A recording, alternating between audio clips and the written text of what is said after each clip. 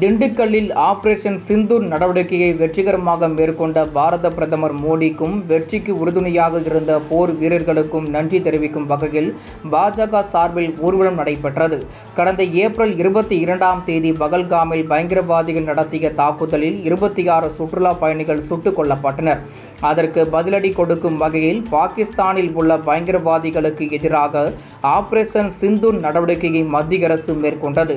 இதில் 100க்கும் மேற்பட்ட பயங்கரவாதிகள் கொல்லப்பட்டனர்.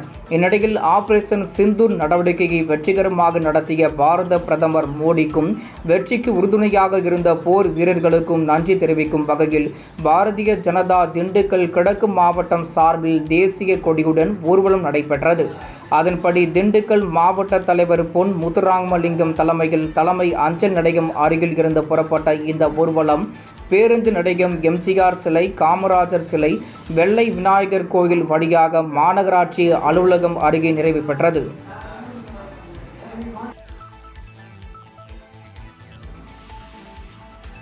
இதேபோல் நெல்லை மாவட்ட பாஜக சார்பில் ஆபரேஷன் சிந்தூர் நடவடிக்கைகளுக்கு பாராட்டு தெரிவித்து மூவர்ண கொடியுடன் பேரணி நடைபெற்றது. நெல்லை டவுன் சொக்கப்பனை முக்கு பகுதியில் இருந்து தொடங்கிய இந்த பேரணி பாரதியார் தெரு, வஉசி தெரு வழியாக வாகியடி முனையில் நிறைவு பெற்றது.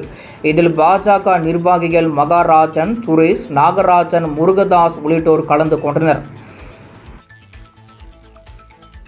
திருச்சி ஜங்ஷன் பகுதியில் அமைந்துள்ள வடிவிடு முருகன் கோயிலில் இருந்து புறப்பட்ட பாஜக பேரணி மத்திய பேருந்து நிலையம் அருகே உள்ள வெஸ்ட்ரி ரவுண்டானா மேஜர் சரவணன் நினைவு ஸ்தூபி அருகே முடிவடைந்தது.